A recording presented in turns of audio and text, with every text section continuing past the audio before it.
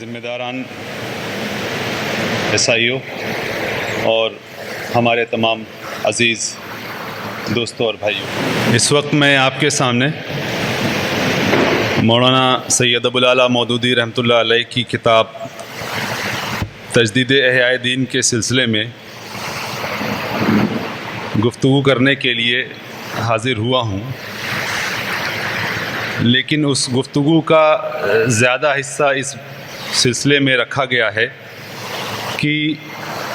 مولانا ابو الاعلیٰ مودودی رحمۃ اللہ علیہ نے اسلام کی تجدیدی تاریخ کو کس طرح سے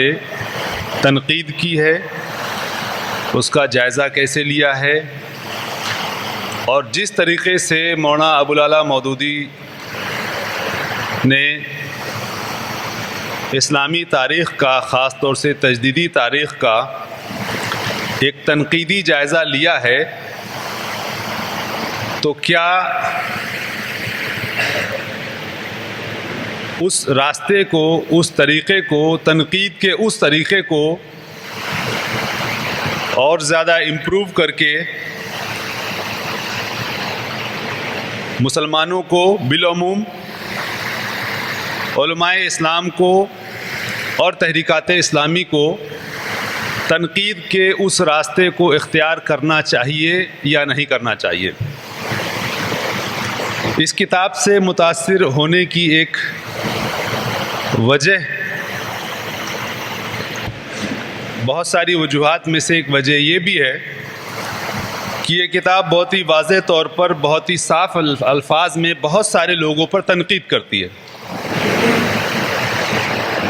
جو لوگ اسلامی تاریخ کو پڑھتے رہتے ہیں، ان کا مطالعہ کرتے رہتے ہیں، وہ اس بات سے بھی واقف ہیں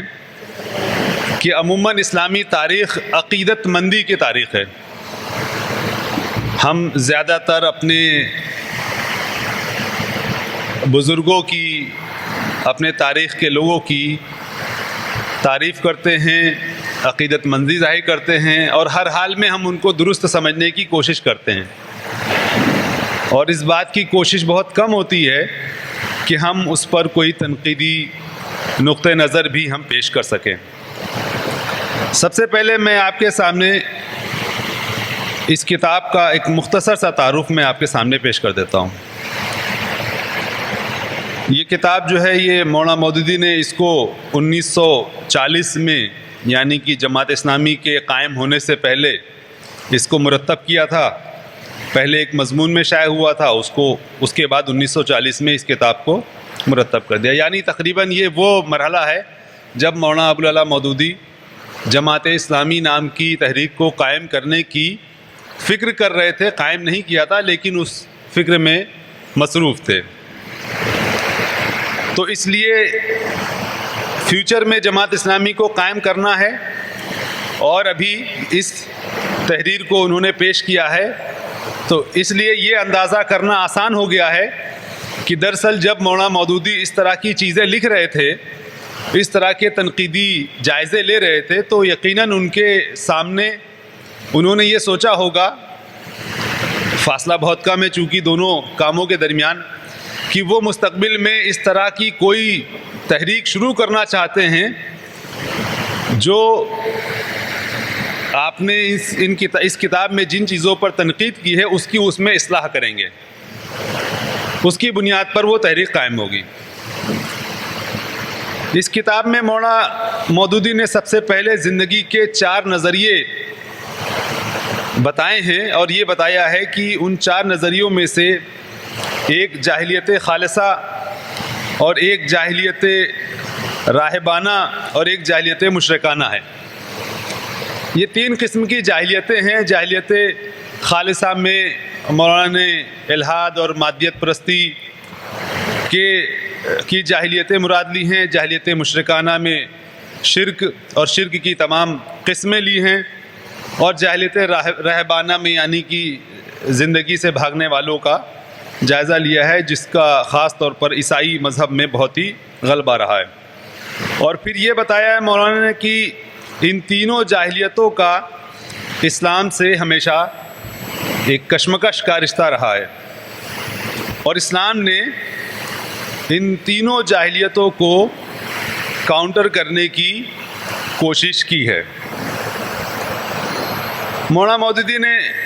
اسلام کا تفصیلی تعارف کراتے ہوئے یہ بات بتائی ہے کہ اسلام ان تمام جاہلیتوں سے مختلف کیوں ہے۔ میں اس کی تفصیل میں نہیں جانا چاہتا۔ اس کے بعد مولانا نے انبیائی مشن یعنی نبی کیوں بھیجے جاتے تھے، ان کا کیا پیغام ہوتا تھا، انبیائی مشن پر ایک تفصیل سے گفتگو کی ہے۔ انبیاء علیہ السلام کے بعد خلافت راشدہ کا دور شروع ہوتا ہے، اور خلافت راشدہ کے درمیان بہت سارے کام ہوتے ہیں، اس کا تعارف کرایا گیا ہے بہت مختصر۔ اس کے بعد مولانا مودودی یہ کہتے ہیں کہ خلافت راشدہ کے اختتام کے فوراً بعد جاہلیت کا حملہ اسلام پر ہوتا ہے، اور یہ حملہ خاص طور پر اسلام کا جو شورائی نظام تھا، جس کو خلافت علی منہاج النبوہ مولانا مودودی اس سے تعبیر کرتے ہیں، اس کو ملوکیت میں تبدیل کرنے والا حملہ ہوتا ہے، جس کو مولانا مودودی نے جاہلیت کا حملہ کہا ہے۔ اس کو ایک طرح سے کاؤنٹر ریولوشن بھی مولانا مودودی اس کو کہتے ہیں۔ ابھی ہمارے بعد میں جو مقالہ پیش کیا جائے گا وہ خلافت و ملوکیت پر ہوگا، اس میں اور تفصیل اس کے بارے میں آئے گی۔ تو مولانا پھر یہ ذکر کرتے ہیں کہ جب یہ جاہلیت کا حملہ اسلام پر دوبارہ ہوتا ہے اور بہت ساری غیر اسلامی رسم و رواج اور اسلامی طرز حکومت خلافت راشدہ کو ختم کر کے ایک ملکوتی نظام شروع ہو جاتا ہے، اور ذرائع اور وسائل ان سب کا غلط استعمال شروع ہو جاتا ہے، اسلام کے نام پر نئی نئی تعبیرات شروع ہو جاتی ہیں، تو پھر اس وقت مجددین کی ضرورت پیش آتی ہے۔ مجددین کی ضرورت پیش آتی ہے، اور اس کی دلیل یہ ہے کہ حدیث شریف میں، جیسا کہ کل بھی اس کا ذکر کیا گیا کہ حدیث شریف میں یہ کہا گیا ہے، ابو داؤد کی حدیث ہے کہ ان اللہ یبعث بہذہ الامۃ علی راس کل مئۃ سنۃ من یجدد لها دینہا۔ مولانا مودودی نے اس میں یہ بھی کہا ہے کہ اس کے 100 سال سے مراد یہ نہیں ہے کہ ایگزیکٹلی کیلنڈر کے مطابق 100 سال ہوگا، نہ یہ اس سے مراد ہے کہ جو افراد ہیں وہ ہر حال میں بالکل منتخب ہو کر کے پری اناؤنسڈ ہو کر کے آئیں گے جن کے بارے میں دنیا کو پتہ ہوگا، بلکہ یہ بھی ہو سکتا ہے کہ کوئی شخص مجدد ہو اور اس کو پتہ ہی نہ چلے کبھی کہ وہ مجدد ہے، وہ اپنا کام کر کے چلا جائے گا، دنیا یہ سمجھ پائے گی یہ تو جو کام کر کے گیا ہے وہ بہت ہی تجدیدی نوعیت کا ہے، لیکن اس کو خود نہیں پتہ چل پائے گا کہ وہ مجدد ہے یا نہیں ہے۔ تو اس لیے مجدد کوئی شرعی منصب نہیں ہے۔ مولانا مودودی نے اس کی وضاحت کی۔ مجدد کی اس تعریف کو کرنے کے نتیجے میں مولانا مودودی نے تجدید کے عمل کو جو صوفیوں کے ہاں جو اس کی تعریف تھی اس سے الگ کرنے کی کوشش کی ہے۔ اب اس کے بعد مولانا مودودی نے کار تجدید کی تعریف کی ہے کہ کیا کیا اس میں کام ہوگا، میں بھی اس کے تنقیدی جائزے میں اس پر گفتگو کروں گا۔ پھر اس کے بعد امت کے چند بڑے مجددین کا تذکرہ کیا ہے، جس میں سب سے پہلے حضرت عمر ابن عبدالعزیز کا تذکرہ کیا ہے، پھر ائمہ اربعہ یعنی امام ابو حنیفہ، امام شافعی، امام حنبل، امام مالک کا تذکرہ کیا ہے، اور پھر اس کے بعد امام غزالی کا تذکرہ کیا ہے، امام ابن تیمیہ کا تذکرہ کیا ہے، شیخ احمد سرہندی کا تذکرہ کیا ہے، اور شاہ ولی اللہ محدث دہلوی کا تذکرہ کیا ہے، اس کے بعد شاہ اسماعیل اور سید احمد شہید کا تذکرہ کیا ہے، اور یہاں پر آ کر کے آپ کی کتاب تاریخ جو ہے وہ یہاں پر مکمل ہو جاتی ہے تجدید احیاء دین کی۔ اس کے بعد بہت ہی اختصار کے ساتھ مولانا مودودی نے سبھی لوگوں کا یہ بھی جائزہ لیا ہے کہ یہ لوگ کہاں کہاں کیسے کیسے ناکام ہوئے ہیں۔ اس ناکامی کا ذکر مولانا مودودی نے اس میں وضاحت کے ساتھ کیا ہے۔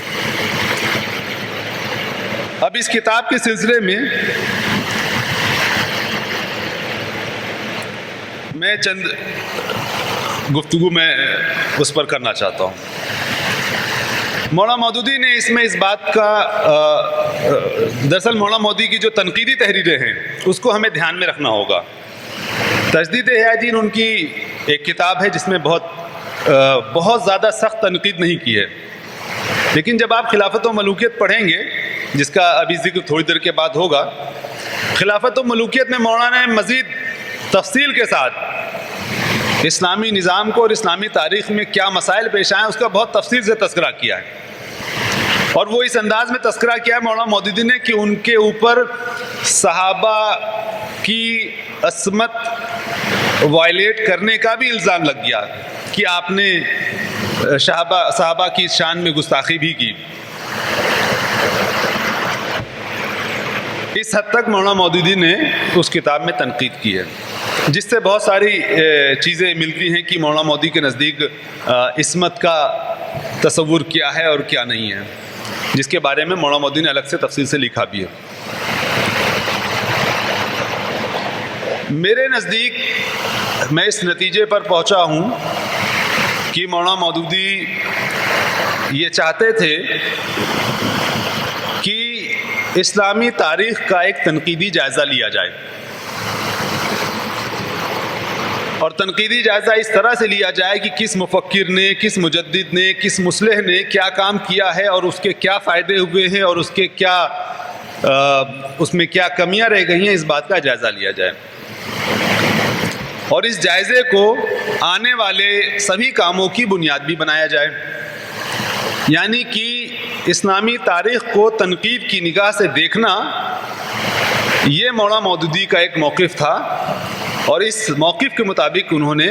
اسلامی تاریخ کو جانچا اور پرکھا ہے۔ اس میں کتنا کامیاب ہوئے ہیں یہ ایک الگ بات ہے۔ اگر مولانا مودودی کو اس کتاب کو ریوائز کرنے کی، اس کو اپڈیٹ کرنے کا موقع ملتا تو مزید کچھ چیزیں اس میں آ سکتی تھیں، لیکن چونکہ یہ کتاب بہت زیادہ اپڈیٹ نہیں ہوئی تو اس وجہ سے اس میں مزید تفصیلات نہیں آ سکی۔ دوسری بات جو اس کتاب سے ابھر کر کے آتی ہے وہ یہ ہے کہ مولانا مودودی کے نظر میں صرف تنقید کر لینا کافی نہیں تھا، بلکہ اس میں جو بہتر ہے، جو صحیح ہے، اس کو الگ کر کے اس کی تنقید، جس کو ہم کہتے ہیں تنقید کے بعد کا مرحلہ ہوتا ہے، وہ بھی کرنا اس میں ضروری ہوتا ہے۔ تو مولانا مودودی نے اس کا بھی اس میں اہتمام کیا ہے۔ پھر اس کے بعد مولانا مودودی نے اس میں اس بات کا بھی تذکرہ کیا ہے کہ یہ جد و جہد جو ہے تجدید کی، اصلاح کی، بہتر بنانے کی، یہ ایک اجتماعی جد و جہد ہے، ایک منظم جد و جہد ہے جو ہونا چاہیے، اور اس کے بعد کی جو کتابیں مولانا مودودی کی لگاتار آئی ہیں اس میں مولانا مودودی نے اسلام کا اجتماعی فکر اور اجتماعیت کے ساتھ جدوجہد کرنے کا جو فکر ہے اس پر مولانا مودودی نے خوب وضاحت کی ہے۔ یعنی کہ اس کے بعد کی جو زیادہ تر کتابیں ہیں مولانا مودودی نے اپنا وہ نقشہ عملی طور پر پیش کرنے کی کوشش کی ہے کہ تجدید سے مولانا مودودی کیا مراد لیتے ہیں اور پھر وہ تجدید کیسے کیسے عملی طور پر ہوتی جا رہی ہے۔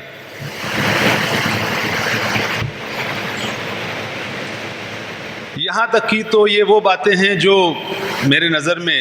بہت اچھی ہیں اور ہمارے لیے بہت ضروری ہے کہ ہم اس کو سمجھیں۔ اب 2-4 سوالات میرے ذہن میں بار بار آتے ہیں جس کا مجھے جواب نہیں مل سکا، اور آپ کے سامنے اس کا ذکر اس وجہ سے کر رہا ہوں تاکہ ہم لوگ اور ریسرچ کریں، اس کے بارے میں اور مطالعہ کریں، شاید اس کو اور اچھی طرح سے ہم سمجھ سکیں گے۔ مولانا مودودی نے تجدید کی تاریخ میں، یعنی کہ یہ جو مارکہ آپ نے اس میں تذکرہ کیا ہے، سب سے پہلی بات تو یہ ہے کہ اس تجدید کی تاریخ میں زیادہ تر جو اسلامی تاریخ ہے صرف اس کو جائزہ لیا ہے۔ اسلامی معاشرے کے باہر جو تبدیلیاں ہو رہی تھیں مولانا مودودی نے اس کا بہت تفصیل سے جائزہ نہیں لیا ہے۔ کیسے اسلام کے باہر کا معاشرہ اسلام کے معاشرے کو متاثر کر رہا تھا، اس بات پر بہت تفصیل سے گفتگو مولانا مودودی نے اس کتاب میں یا آنے والی دوسری کتابوں میں بہت زیادہ تفصیل کے ساتھ نہیں کیا. اور کیا باہر کی دنیا سے اسلامی دنیا کے جو تعلقات ہیں اس میں جو ایک دوسرے پر دونوں لوگ اثر ڈالتے ہیں اس کو کیسے حل کیا جائے گا، اس معاملے پر کوئی زیادہ روشنی نہیں ملتی ہے. ایسا لگتا ہے کہ مسلم معاشرہ ہمیشہ ایک آئسولیٹڈ فارم میں ایک جزیرے میں رہتا ہوگا اور آئندہ بھی رہے گا، اور وہ نہ تو باہر کے کسی فیکٹر سے متاثر ہوگا تو وہ ایز اٹ از چلتا رہے گا. یہ ایک اس میں مجھے لگتا ہے کہ اس کمی کو مولانا مودودی کو وقت اس پر نہیں ملا بہت زیادہ کام کر سکنے کا. لیکن دوسرا جو سب سے بڑا تشویشناک ہو سکتا ہے میرے نزدیک، وہ جاہلیت کا وہ تصور ہے جس کے مطابق مولانا مودودی نے دنیا کے تمام نظریات کو، جو غیر اسلامی نظریات ہیں، ان سبھی نظریات کو انہوں نے 3 حصوں میں بانٹ دیا ہے: جاہلیت خالصہ، جاہلیت راہبانہ، جاہلیت مشرکانہ. اور یہ کتاب مولانا مودودی نے اپنی آئندہ جو دوسری کتاب ہے اسلام اور جاہلیت، اس میں بھی اس کا ذکر کیا ہے. اور یہ تصور اس لیے بہت زیادہ اہم ہے کیونکہ یہ تصور فوراً ہی تحریک کے دوسرے حلقوں میں بھی اختیار کر لیا گیا. خاص طور پر پھر مولانا اسد الدین اصلاحی صاحب نے مارکے اسلام و جاہلیت کی ایک بہت اہم کتاب مرتب کی اور اس میں مارکے اسلام و جاہلیت کو ثابت کیا، اور اسی لائن پر جس لائن پر مولانا مودودی نے جاہلیت کی تعریف کی تھی اس لائن کو بڑھاتے ہوئے بات چیت کی ہے. سید قطب شہید رحمۃ اللہ علیہ اور محمد قطب ان کے چھوٹے بھائی، ان دونوں نے بھی جاہلیت پر خوب کام کیا، اور سید قطب اپنی تحریروں میں سبھی غیر اسلامی تہذیبوں کو، افکار کو جاہلیت سے تعبیر کرتے رہے ہیں. اس کے بعد محمد قطب صاحب نے جدید جاہلیت کے نام سے جو ماڈرن سویلائزیشن ہے اس کو جدید جاہلیت سے تعبیر کرتے ہوئے جتنے بھی مارکسزم اور سرمایہ دارانہ نظام، یہ سارے نظامات کو بھی انہوں نے جاہلیت سے تعبیر کیا ہے. میرا خیال یہ ہے کہ جاہلیت کا یہ تصور قرآن مجید میں جس طرح سے ملتا ہے اور جتنا فنڈامنٹل ہمارے نزدیک ہو گیا ہے، ان دونوں میں تھوڑا فاصلہ ہے. قرآن مجید باطل کا ٹرم یوز کرتا ہے زیادہ تر، شرک کا لفظ کھلے طور پر یوز کرتا ہے، کفر کا لفظ کھلے طور پر استعمال کرتا ہے، لیکن ان سبھی کے لیے، ان سبھی کو مشترکہ طور پر جاہلیت کہتا ہے. یہ سبھی جگہ ایسا نہیں ہے. اب کیا سبھی چیزوں کو بیک قلم ہم جاہلیت سے تعبیر کریں، اس بات پر اختلاف کی گنجائش ہے. اختلاف کی گنجائش اس لیے ہے کیونکہ اس تصور کے ذریعے کہیں نہ کہیں جو ماڈرن سویلائزیشن ہے اس میں جو انسانی عوامل ہیں، جو وہ عوامل ہیں جو درست ہیں، جو جائز ہیں، جو انسانی ضرورتوں کے تحت آئے ہیں، مثال کے طور پر مشینوں کی ایجادات، انڈسٹریل سوسائٹی کا ظہور اور ایک نئے طرز کا معاشی نظام، یہ بہت ساری چیزیں جو پیدا ہوئی ہیں، یہ ایک تاریخ کے فطری دھارے میں پیدا ہوئی ہیں، ضرورتوں کے تحت پیدا ہوئی ہیں. یہ کسی مسلک اور مذہب کی طرح نہیں پیدا ہوئی ہیں. ایسا نہیں ہے کہ کوئی جھوٹا نبی اس کے پیچھے کھڑا ہو اور اس نے اس کو ایجاد کیا ہو. یہ حالات اور ضرورت کے تحت سوسائٹی میں کانفلکٹس ہوتے ہیں اور ان کانفلکٹس کے نتیجے میں ایک خاص طرح کا حل سامنے آتا ہے اور پھر وہ کانفلکٹ دوسرے سچویشن میں پیدا ہوتا ہے، پھر ایک دوسرا حل پیدا آتا ہے اور پھر اسی طرح سے وہ اپڈیٹ ہوتا چلا جاتا ہے. مولانا مودودی نے سماج کا اور انسانی معاشرے کا جو سوشولوجیکل آسپیکٹ ہے، سماج کے اندر جو انسان اور انسان آپس میں بات چیت کرتے ہیں، کانفلکٹ کرتے ہیں، کوآپریٹ کرتے ہیں، ایک دوسرے سے کمپٹیشن کرتے ہیں،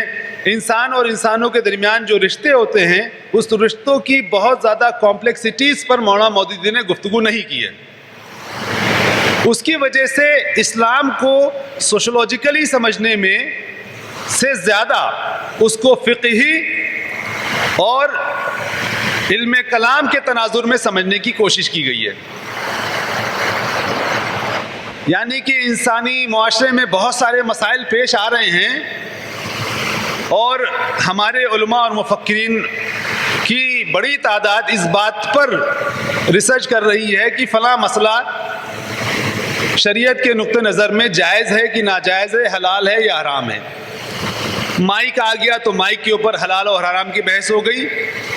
لیکن خود اس بات پر کبھی بحث نہیں کی جا رہی ہے کہ کیا مائک کی ٹیکنالوجی پر ریسرچ کرنا، مائک کو ایجاد کرنا اور مائک جن چیزوں سے بنتا ہے، الیکٹریسٹی کی ضرورت جو ہے وہ سوسائٹی کی ضرورت ہے یا نہیں ہے. آگے پھر ہم انگلش لینگویج کو بھی بعض طبقے حرام قرار دے دیتے ہیں.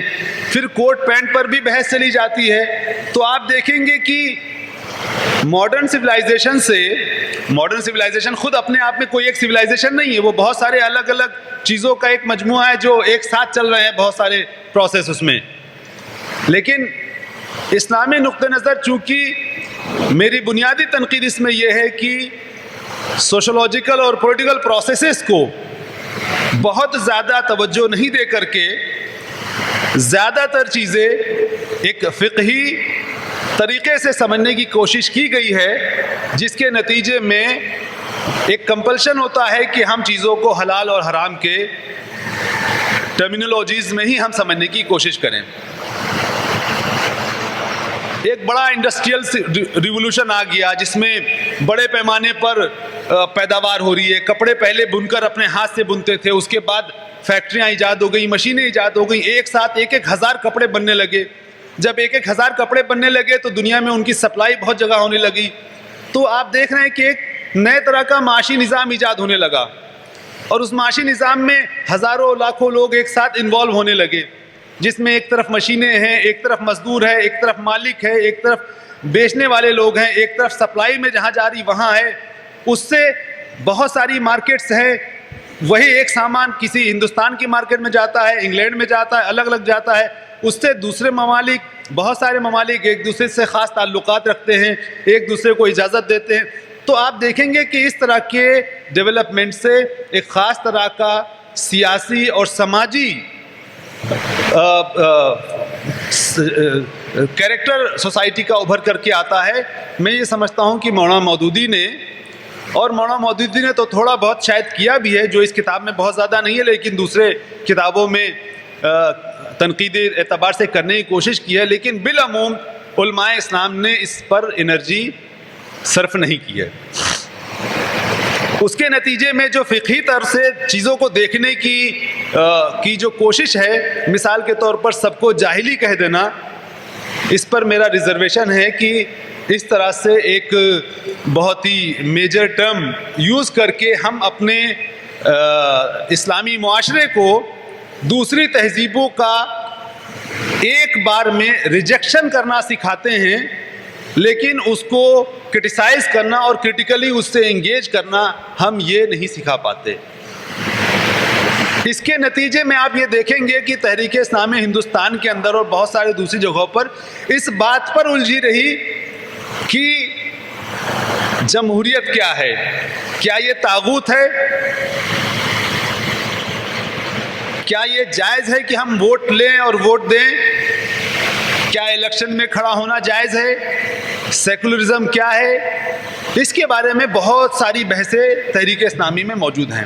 اور ایک بڑا وقت ہم نے اس بات پر خرچ کیا کہ یہ طاغوتی نظام ہے اور اس سے کسی بھی طرح سے انگیج ہونا جائز نہیں. جو فائنلی بہت دنوں کے بعد ہم نے اس رائے کو تبدیل کیا اور یہ کہا کہ نہیں، ایسا نہیں ہے، ہم اس میں حصہ لے سکتے ہیں فلاں فلاں شرطوں کے ساتھ. میں سمجھتا ہوں کہ یہ جو مشکل پیدا ہوئی ہے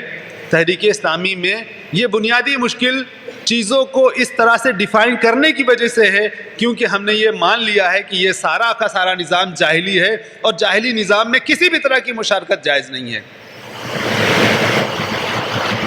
یہ ایک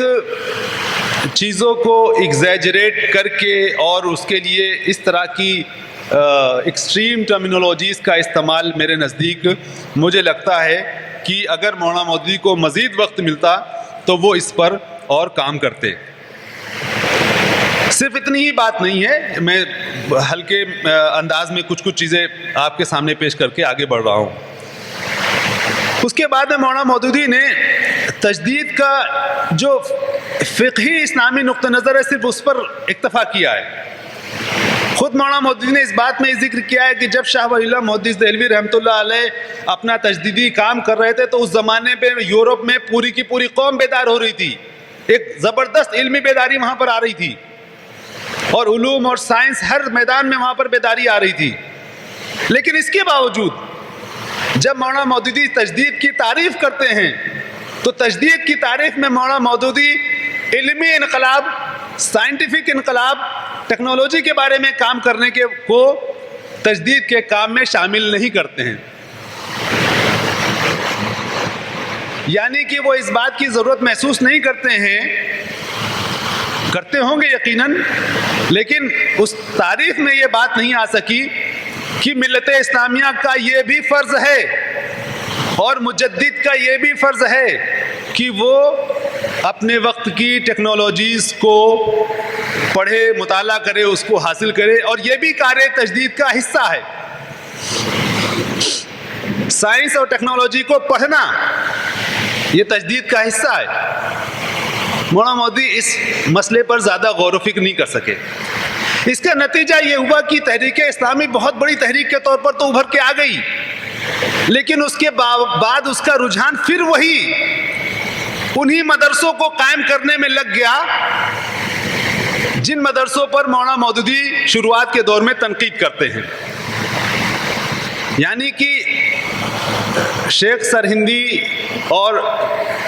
سید اسماعیل شہید اور سید احمد شہید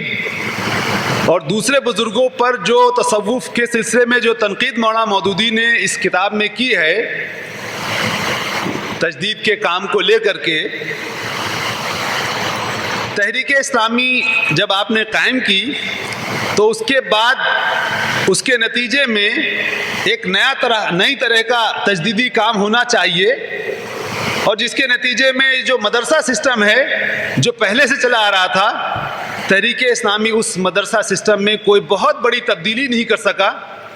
اور دھیرے دھیرے وہ خود اسی مدرسہ سسٹم کا حصہ ہو گیا۔ اگر آپ یہ 70 سال کا سفر آپ دیکھیں گے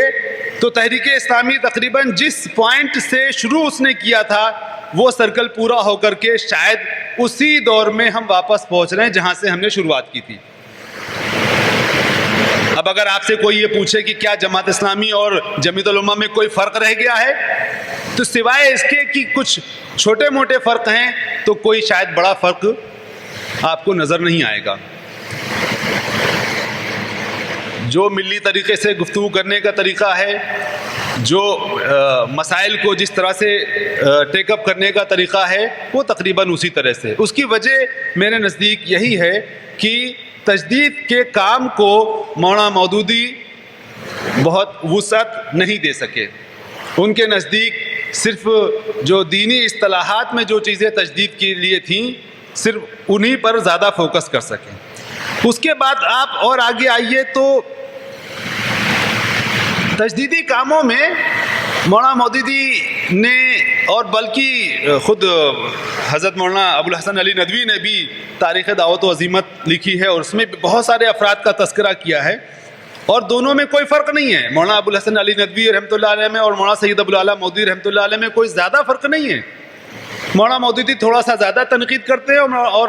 شیخ ندوی وہ تنقید نہیں کرتے۔ دونوں حضرات تقریباً ایک ہی اس میں جاتے ہیں، لیکن آپ دیکھیں گے کہ دونوں ہی حضرات نے اسلامی تاریخ کے بڑے بڑے سائنسدانوں کو، بڑے بڑے سماجیات کے لوگوں کو، یہاں تک کہ ابن خلدون کو بھی علمی مجدد کے حیثیت سے شامل نہیں کیا ہے۔ میرے ذہن میں یہ سوال پیدا ہوتا ہے کہ اگر کسی معاشرے میں ابن خلدون جیسا بڑا تاریخ داں اور ایک جس کو ہم لوگ سوشولوجی کا فادر کہتے ہیں، اگر وہ علمی تجدید کے کام میں ہم اس کو ریکگنائز نہیں کرتے ہیں، تو اس کا مطلب ہے کہ تجدید کے کام اور مجددین کو ریکگنائز کرنے کا جو سسٹم ہمارے ذہنوں میں بنا ہوا ہے اس میں کچھ نہ کچھ ایسے پارٹس فلٹر سسٹم لگے ہوئے ہیں جس کی وجہ سے کچھ خاص طرح کے لوگ مجدد سمجھے جائیں گے اور کچھ خاص طرح کے لوگ مجدد نہیں سمجھے جائیں گے. تو نتیجہ اس کا یہ ہو گیا کہ صرف ابن خلدون ہی نہیں بلکہ بہت سارے سائنسداں ہیں جن کو ہم آج اسلامی سائنس کے اہم لوگوں کے طور پر سمجھتے ہیں, ہم ان کو کار تجدید میں شامل نہیں کرتے. تو اسلامی تاریخ دو حصوں میں بڑھ جاتی ہے, ایک وہ جنہوں نے تجدید کی ہے اور ایک وہ جنہوں نے علمی کام تو کیا ہے, جنہوں نے بہت سارے سائنٹیفک کام تو کیے ہیں لیکن پھر بھی وہ تجدیدی کام کا حصہ نہیں مانے جائیں گے. یہ جو دو رنگی ہے, یہ جو دو طرح سے چیزوں کو بانٹا ہے, اور مولانا مودودی نے اپنے آگے کی کتاب جو اسلامی تعلیم کے تصور میں مولانا مودودی بار بار کہتے ہیں کہ تعلیم کا کوئی ڈویژن نہیں ہو سکتا, دینی اور دنیاوی علوم دو الگ الگ نہیں ہو سکتے, دونوں ایک ہی تعلیم ہوں گے. جب تجدید کے تعریف کرتے ہیں اور تجدید کا تصور کو آگے بڑھاتے ہیں تو مولانا مودودی یہاں پر اس کو پہلے ہی سے دو حصوں میں بانٹ چکے ہوتے ہیں. اگر تجدید کی تاریخ اسلامی معاشرے میں سائنس اور ٹیکنالوجی پر ہوئے کام کو تجدید کا حصہ نہیں مانتی ہے تو پھر اس کا مطلب یہ ہے کہ تعلیم کو ہم دو حصوں میں بانٹتے ہیں. آپ اس بات پر بحث کر سکتے ہیں کہ کس سائنسداں کو لیا جائے کس سائنسداں کو نہ لیا جائے. میں یہ نہیں کہہ رہا ہوں کہ ہر طرح کے لوگوں کو لے لیا جائے, لیکن جو لوگ سائنس اور ٹیکنالوجی کے میدان میں کام کر رہے ہیں کیا وہ اس کے مستحق نہیں ہیں؟ اس بات کا اثر یہ پڑتا ہے کہ تحریک اسلامی جب اپنا آگے کا سفر کرتی ہے تو پھر مناصب کے لیے سب سے کنوینئنٹ لوگ کون ہوتے ہیں؟ تو کنوینئنٹ لوگوں کے لیے, سماج کی قیادت کرنے کے لیے کنوینئنٹ لوگوں میں سب سے پہلے وہ نام آتے ہیں جو تجدید کے اس تعریف کے مطابق زیادہ کوالیفائی ہوتے ہیں. اور نتیجہ یہ ہوتا ہے کہ اسلامی معاشرے میں قیادت کی ذمہ داری سب سے پہلے ان لوگوں کے لیے زیادہ بہتر سمجھی جاتی ہے جو تجدید کے اس تعریف کے مطابق زیادہ کوالیفائڈ ہیں. اور نتیجے کے طور پر علماء, مدارس اور یہ طبقہ جو ہے وہ قیادت کے مناصب پر زیادہ فائز نظر آتا ہے, اور جو دوسرا طبقہ ہے جس کو ہم اپنی تعریف میں جدید تعلیم یافتہ لوگ کہتے ہیں وہ اس تجدید کا, اس قیادت کا حصہ نہیں بن پاتا ہے. مزید آپ آگے بڑھیں گے تو فلٹر سسٹم یہ بنا ہوا ہے. مثال کے طور پر شیخ ندوی نے بھی اور مولانا ابوالعلا مودودی نے بھی مسلکی اعتبار سے بھی اس کو محدود رکھا ہے. یعنی کہ مولانا مودودی کو یہ بات بالکل اچھی طرح سے معلوم تھی کہ سوڈان کے اندر مہدوی موومنٹ کھڑی ہوئی ہے, نارتھ افریقہ میں پورا سنوسی تحریک کھڑی ہوئی ہے, اور شیعہ حضرات کے اندر ایک سے ایک مفکرین اور علماء اور مجددین پیدا ہوئے ہیں, دوسرے مسالک کے اندر بہت سارے لوگ پیدا ہوئے ہیں. لیکن مولانا مودودی نے دوسرے مسالک کے افراد کو تجدید اور مصلحین کی اس لسٹ میں شامل نہیں کیا ہے. میں یہ سمجھتا ہوں کہ مجھے خود اس بات پر اعتراض ہے کہ میں دوسرا فرقہ لفظ استعمال کروں, کیونکہ مجھے مناسب نہیں لگتا ہے کہ میں شیعوں کے لیے یہ کہوں کہ وہ دوسرا فرقہ ہے. شیعہ ہیں, مسلمان ہیں, لیکن ان کے افراد کو تجدید, ان کے جو معتبر علماء ہیں جنہوں نے تجدید کی سطح کا کام کیا ہے وہ اس کتاب کا حصہ بننا چاہیے. اور جو تحریک اسلامی کا جو مین اسٹریم نالج ہے اس نالج میں مختلف مکاتب فکر, ہم ان سے اختلاف رکھتے ہوں یا نہ رکھتے ہوں, ان کے بڑے کارناموں کو ہم ریکگنائز ضرور کریں.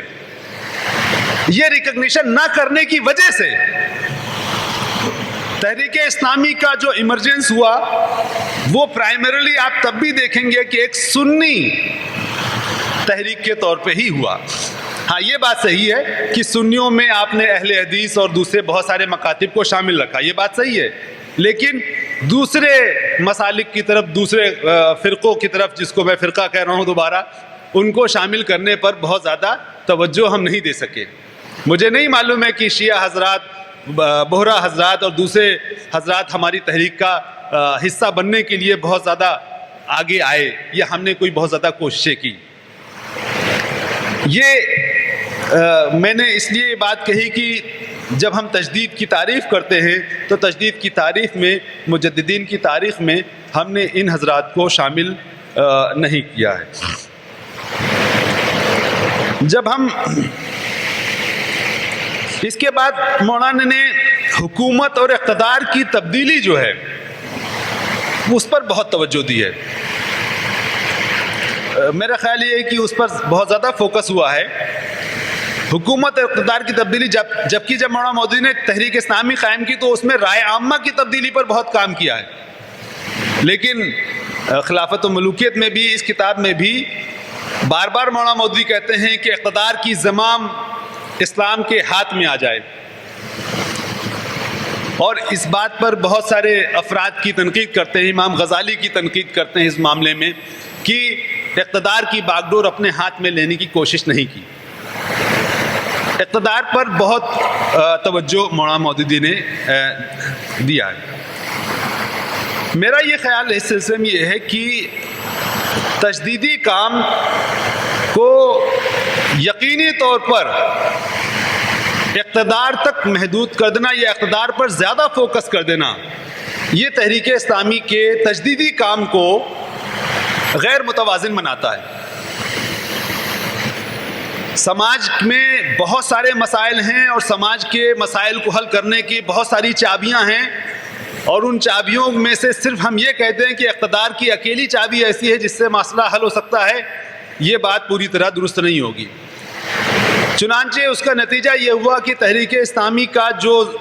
جیسے جیسے آگے بڑھی ہے تو اس میں اقتدار کی بحث ہمیشہ ڈومینیٹ کرتی گئی ہے، اور سماج میں تبدیلی، سماج میں موجود انسانوں کی زندگیوں میں تبدیلی، فرد کی لائف میں، ایک انڈیویجول پرسن کی لائف میں تبدیلی، اس تبدیلی کو بہت زیادہ غور و فکر کا موقع نہیں ملا۔ غربت، بے روزگاری، صحت، جس کو بعد میں مولانا ڈاکٹر نجات اللہ صدیقی صاحب نے مقاصد شریعت میں تفصیل سے ذکر کیا ہے، مقاصد شریعت کی تکمیل میں ہم بہت زیادہ دوڑ دھوپ اور بہت زیادہ غور و فکر ہم نہیں کر سکے۔ یہ مجھے لگتا ہے کہ جب ہم پورا ڈیفائن کرتے ہیں تجدید کے کام کو، اور اس میں تجدید کے کام کو ایک خاص چیز تک ہم محدود کر دیتے ہیں، خاص تصور تک محدود کر دیتے ہیں، تو یہ اس کی وجہ سے یہ مسائل پیش آتے ہیں۔ اب اس کے بعد آخری تنقیدی پہلو جو میرے نزدیک ہے وہ یہ ہے کہ خود منصب تجدید، مولانا مودودی نے اس کی تعریف کی ہے کہ منصب تجدید میں کیا کیا ہونا چاہیے، کیا کیا نہیں ہونا چاہیے، ایک شخص کو کیا کیا کرنا چاہیے۔ منصب تجدید اور منصب رسالت دو الگ الگ منصب ہیں۔ منصب رسالت میں جو سورس ہوتا ہے وہ وحی الہی ہوتی ہے، اور منصب تجدید میں وحی نہیں آتی ہے۔ اسی لیے منصب رسالت ایک اتھارٹی کا درجہ ہے، لیکن منصب تجدید اتھارٹی کا نہیں ہے۔ آپ منصب رسالت کے سلسلے میں یہ نہیں کہہ سکتے کہ مجھے ان کی رائے سے اختلاف ہے، لیکن آپ منصب تجدید میں آپ یہ کہہ سکتے ہیں کہ امام غزالی کی رائے سے مجھے اختلاف ہے۔ جب ہم اس طرح سے اس کو سمجھتے ہیں تو کار رسالت اور کار تجدید کا جو طریقہ کار ہے اس میں بہت زیادہ فرق جو نہیں ہے، وہ فرق جو ہے وہ زیادہ تر اتھارٹی کا ہے، کہ یہ اتھارٹی صرف رسالت کے منصب میں ہے۔ لیکن جو ڈائیورسٹی خود اللہ تعالیٰ نے اپنے کلام میں رسالت کے منصب کو لے کر کے واضح کی ہے، وہ تجدید کے منصب میں مولانا مودودی نے اور خود شیخ ابو الحسن علی ندوی نے اور دوسرے مفکرین نے بھی جنہوں نے تجدید کے کام پر تفصیل سے گفتگو کی ہے، اس کا بہت زیادہ خیال نہیں رکھا گیا۔ میں اس کی چند مثالیں آپ کے سامنے رکھتا ہوں فکری اعتبار سے۔ مثال کے طور پر منصب رسالت کو بیان کرتے ہوئے کہا جاتا ہے کہ منصب رسالت تعلیم اور حکمت اور کتاب کی تعلیم کے لیے ہے۔ کئی جگہ وہ جہاد کرنے کے لیے بات کہی جاتی ہے، کئی جگہ دعوت کے لیے بات کہی جاتی ہے، کئی جگہ وہ جدال کرنے کے لیے بات کہی جاتی ہے، امر بالمعروف اور نہی عن المنکر کے کام کے حوالے سے وہ بات چیت کی جاتی ہے۔ اگر آپ ان کو تھیم کے لحاظ سے آپ دیکھیں گے تو امر بالمعروف اور نہی عن المنکر کا ایک طریقہ ہوتا ہے رسالت میں کام کرنے کا. اس کے بعد ایک جہاد کا طریقہ ہوتا ہے، دعوت کا ایک طریقہ ہوتا ہے جس میں زیادہ تر ہم ان لوگوں سے بات چیت کرتے ہیں جو اسلام کو بالکل ہی مانتے ہی نہیں ہیں. جدال کا ایک طریقہ ہوتا ہے جس میں ہم آرگومنٹس کریٹ کرتے ہیں، اور ایک تعلیم کا، تربیت کا اور تزکیے کا طریقہ ہوتا ہے. ان سبھی رولز میں ہم الگ الگ طریقے سے گفتگو کرتے ہیں، الگ الگ طریقے کا انٹلیکچوئل ڈسکورس کھڑا کرتے ہیں. اس ڈائیورسٹی کو مینٹین رکھا جاتا ہے، اور جب ہم تجدید کے عمل میں داخل ہوتے ہیں تو تجدید کے عمل میں اگر کوشش کی جائے تو ان سبھی چیزوں کے لیے الگ الگ افراد بھی پیدا کیے جائیں، الگ الگ صلاحیتیں اس کے بارے میں پیدا کی جائیں. لیکن ہم دیکھتے ہیں کہ تجدید کے عمل میں ان سبھی کاموں کے لیے الگ الگ چیزیں کرنے کے بجائے ساری چیزیں کچھ چند افراد میں کر دی جاتی ہیں، جس کے نتیجے میں سماج کا اور اسلامی معاشرے کا جس طرح سے تجدید کی جانی چاہیے، ہمہ جہت تجدید کی جانی چاہیے، ہمہ جہت تجدید کا کام نہیں ہو پاتا ہے. اسی طرح سے انداز گفتگو بھی خود اپنے آپ میں اصلاح کا محتاج ہوتا ہے. اللہ کے رسول صلی اللہ علیہ وسلم کئی حیثیتوں سے، کئی طرح سے بات چیت کرتے ہوئے نظر آتے ہیں.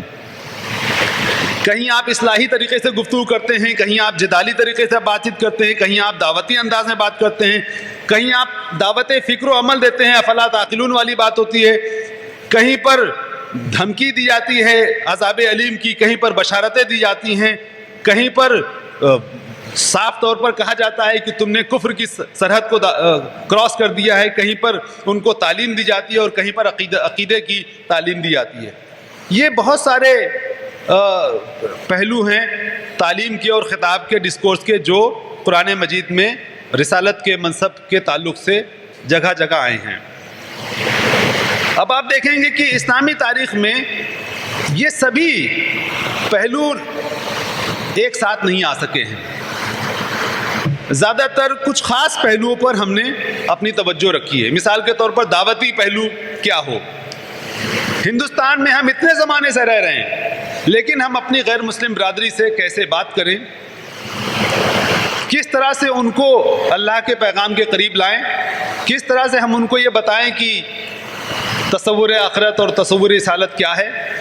اس کے بارے میں بہت وسیع لٹریچر اور خود تحریک اسلامی نہیں بلکہ سبھی لوگوں کی طرف سے نہیں آیا ہے. نہ جمعیت علماء اور دوسری تحریکیں پیدا کر سکیں اور نہ جماعت اسلامی اس سلسلے میں بہت زیادہ کام کر سکے. حالانکہ جماعت اسلامی کو کریڈٹ دینا چاہیے کہ سب سے زیادہ کام اسی نے کیا ہے، لیکن ابھی بھی ان کا کام اس درجے کا نہیں ہے کہ آپ یہ کہہ سکیں کہ فلاں نے یہ کتابیں ایسی ہیں جو برادران وطن میں اگر دی جائے تو اس کا بہت زیادہ اثر ہوتا ہے. ابھی بھی خود تحریک کے افراد اس بات کو اعتراف کرتے ہیں کہ ابھی اس میں کام محدود ہے. اس کا مطلب یہ ہے کہ تجدید کا کام جتنی ڈائیورسٹی چاہتا ہے، جتنا شمولیت اور جتنی جامعیت چاہتا ہے، اس کو پھر سے ری ڈیفائن کرنے کی ضرورت ہے. تجدید کے تھیم کو، تجدید کی بحث کو مزید گفتگو کرنے کی ضرورت ہے، اور اس تجدید کے عمل کو اس طرح سے بنایا جائے کہ جس میں دین اسلام کی اور انسانیت کی ضرورت کی ساری ترجیحات اس کے اندر شامل کی جا سکیں، تاکہ ایک ایسے دین کا تصور آپ پیش کر سکیں اس تجدید کے ذریعے جو پوری دنیا کے لیے ہم یہ کہہ سکیں کہ وہ رحمت عالم ہے، جو سب کے لیے بہت ہی بہتر ہے. اس کے ساری رحمتیں لوگوں کے سامنے پیش آ سکیں. وہ صرف ایک عقیدے کی اور علم کلام کی بحث بن کر کے نہ رہ جائے، وہ صرف کچھ مسلکوں کی برتری کا ایک ذریعہ بن کر کے نہ رہ جائے، وہ صرف دینی مباحث اور فقہی مباحث کا ایک میدان بن کر کے نہ رہ جائے، بلکہ وہ انسانی زندگیوں میں اور انسان کے سماجوں میں اور اس کی سیاست میں تبدیلی کا کوئی رہنما خطہ، کوئی نقشہ اور کوئی اس کا حل پیش کرنے میں کامیاب ہو. اس ڈائریکشن میں تجدید پر کام کرنا چاہیے. یہ ایک تفصیلی مقالہ ہے جو میں نے تحریر کیا ہے، انشاءاللہ میں ان کو دے بھی دوں گا، اور مزید اس پر غور و فکر ابھی جاری ہے، اور چیزیں اس پر انشاءاللہ آپ کے سامنے آئیں گی۔ میں سمجھتا ہوں کہ یہاں پر میں نے مختصراً کچھ باتیں آپ کے سامنے پیش کر دی ہیں۔ وآخر دعوانا الحمدللہ رب العالمین۔